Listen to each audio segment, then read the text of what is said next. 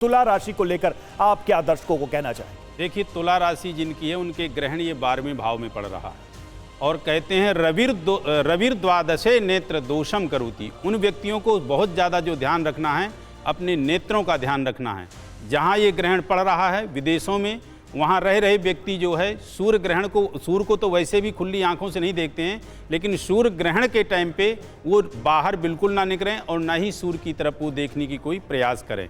एक तो ये, दूसरा आपको सूर्य का उपाय जो सर्वोत्तम करना है, तांबे के पात्र में गुलाब का फूल और गंगा जल डाल के, और यह आप जो है सूर्य मंत्र के द्वारा अर्घ्य देंगे। कब? जब सूर्य का मोक्ष काल हो जाएगा और जिस टाइम पे ग्रहण चल रहा है उस टाइम पे हो सके तो आप सूर्य के इस मंत्र का ओम घृंग घृणी सूर्याय नमः या आ कृष्णे न राजसा वर्तमानो निवेशायन नमृतम मर्त्यंचा हिरण्यये न सविता रथे न देवो जाति भुवना निपस्यन्ना, इस मंत्र का जाप करें। लेकिन इसके साथ साथ आदित्य हृदय स्तोत्र का पाठ जरूर करें, क्योंकि आपकी यदि चक्षु सुरक्षित है तो समझ लीजिए कि एक आपकी इंद्री जो है परिपूर्ण है। मनीषा जी, अगली राशि है वृश्चिक, तो वृश्चिक राशि वालों के लिए आपकी सलाह क्या है?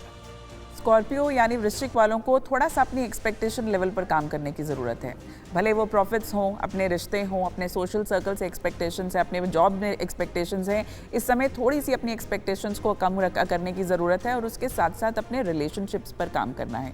खासकर ये समय जो है वो आपके सोशल रिलेशनशिप्स में कहीं ना कहीं मिसअंडरस्टैंडिंग्स लेकर आ सकता है।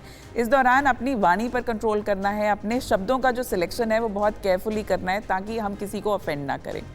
उपाय आप इस दौरान क्या कर सकते हैं? किसी ज़रूरतमंद को अगर कम से कम एक टाइम का भरपेट भोजन आप करवा दें तो काफ़ी शुभ रहेगा। आप चाहें तो किसी ज़रूरतमंद को लाल रंग के कपड़े का दान भी कर सकते हैं।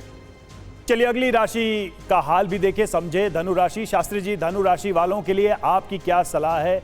क्या करें, क्या ना करें? देखिए, धनु राशि की यदि हम बात करते हैं तो धनु राशि से नवम भाव पर सूर्य ग्रहण का योग बन रहा है और नवम भाव कुंडली का महत्वपूर्ण भाव है। इसे त्रिकोण भाव भी कहते हैं और भाग्य भाव भी कहते हैं। तो सर्वे त्रिकोण नेतारो ग्रहा शुभ फलप्रदा पतयस्त्रिषडायानाम यदि पाप फलप्रदा भाग्य एव मन करोति बलाबलम। भाग्य ही मनुष्य को बलवान और कमजोर करता है।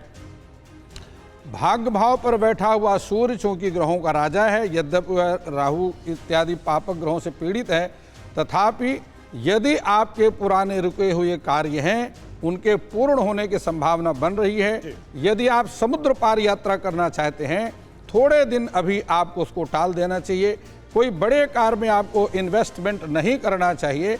यदि आप विद्यार्थी हैं तो परिश्रम आपको और अधिक, जितना आप परिश्रम कर रहे हैं पढ़ाई के लिए, उसे और अधिक करने की आवश्यकता है। अब ऐसी स्थिति में यदि आप विद्यार्थी हैं तो देवी सरस्वती का मंत्र है ओम ऐं नमः। इस एकाक्षरी मंत्र का जाप करें।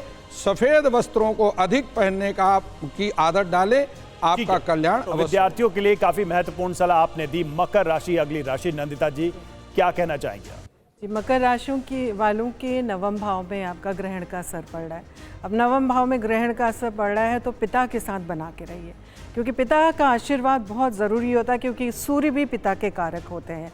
आपके जो पितृ हैं, इस समय कल सर्व पितृ अमावस्या भी है, तो आप पितरों के निमित्त दान पुण्य अवश्य करिए। तो आप देखेंगे जीवन में जो भी एक मेहनत ज़्यादा लग रही है, कार्य पूर्ण नहीं हो पा रहे, भाग्य साथ नहीं दे रहा, ये सारी चीज़ें आपकी समाप्त होने लगेगी। एक पॉजिटिव एनर्जी से आप गिरना शुरू हो जाएंगे। जो भी यात्राएं हैं उन यात्राओं को इस समय थोड़ा सा 15 दिन एटलीस्ट टाल दें तो बेहतर रहेगा। आपने करना क्या है, एक तो सूर्य मंत्र पढ़ें, ओम जपा कुसुम संकाशम काश्यपेयम महादुतिम ध्वांतारी सर्पाब्धनम प्राणतो अस्मि दिवाकरम। इस मंत्र का जप आपके लिए बहुत ब्यूटीफुल मैनिफेस्टेशंस लेकर आएगा। दूसरा आपने क्या करना है, क्योंकि ग्रहण पड़ रहा है उत्तरा फागुनी नक्षत्र में, उसके स्वामी होते हैं आर्यमन। आप आर्यमन की पूजा करिए। जो आदित्य हैं, 12 आदित्य, उनमें से एक आर्यमन है, आप उनकी पूजा करें। और नंदी जो होते हैं शिव जी के पास, आप नंदी के कान में जाके, पहले तो शिव जी को जैसे आपने शिवालय में जाके दूध आदि चढ़ाया, नंदी के कान में जाके अपनी विशेष जरूर फुसफुसाएं और उनसे आशीर्वाद मांगे। बहुत सिंपल रेमेडी है, बहुत पावरफुल मैनिफेस्टेशन है। जो भी है आपका नेगेटिव प्रभाव है सब खत्म हो जाएगा और ग्रहण का जो पॉजिटिव इम्पैक्ट है वो आपको मिलेगा, सकारात्मक प्रभाव पड़ेगा अगर ये उपाय करते हैं। और विन जी, अब कुंभ राशि है अगली राशि, क्या कहना चाहेंगे?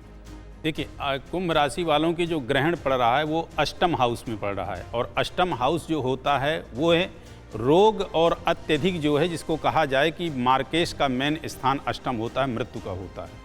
तो खास करके जो कुंभ राशि वाले हैं वो अपने स्वास्थ्य को लेके बहुत ही सचेत और सावधान रहेंगे। इस ग्रहण काल में यदि हो सके तो आप महामृत्युंजय मंत्र का जाप करें, और मान लीजिए महामृत्युंजय मंत्र आपसे नहीं हो पाता है तो आप जो है किसी भी छोटे मंत्र का, भगवान शिव के अन्य कोई मंत्र का, या फिर हो सके तो उस टाइम पे आप ग्रहण बेशक जो है क्या नाम से सूर्य पे है, लेकिन उस टाइम पे आप चाहो तो शनि मंत्र का भी जाप कर सकते हो, जैसे शन्नो देवी रविष्टया आपो भवन्तु पीतये संजो रविश्रवन्तुना। क्यों कह रहा हूँ? क्योंकि आपकी राशि पे 7.5 भी है और ग्रहण भी आपके अष्टम हाउस में लग रहा है, इसलिए आपको जो है अत्यधिक अपने स्वास्थ्य को लेकर के कामना करनी है। स्वास्थ्य के प्रति, और स्वास्थ्य के लिए यदि आपको कोई जीवन दान दे सकता है तो शिव के सिवाय और कोई नहीं। स्वास्थ्य के प्रति सजग रहना है और भगवान शिव के मंत्र का जाप करना है। और अब मीन राशि की बारी है, मनीषा जी। स्पाइसेस यानी मीन राशि के लिए ये ग्रहण जो है वो सप्तम स्थान पर लग रहा है, इसलिए आपको अपने पार्टनरशिप, अपने कॉन्ट्रैक्ट्स, इनकी तरफ खास अटेंशन देने की ज़रूरत है। इवन आपकी मैरिटल ज़िंदगी की ओर अब आपको क्वालिटी टाइम एक दूसरे के साथ स्पेंड करना चाहिए ताकि रिश्तों में तनाव जो है वो कम हो सके। रिटेलर्स के लिए या शॉपकीपर्स के लिए ये समा थोड़ा सा चैलेंजिंग होगा, इसलिए नई स्ट्रैटेजीज़ पर आपको काम करना पड़ सकता है। इन सारे इफ़ेक्ट्स को मिनिमाइज़ करने के लिए 2 आसान से उपाय आप कर सकते हैं। एक तो रोज़ाना माथे पर केसर का तिलक लगाना शुरू करें, और दूसरा किसी ज़रूरतमंद को अगर आप चने की दाल, केसर और हल्दी अगर दे सकें तो काफ़ी शुभ रहेगा।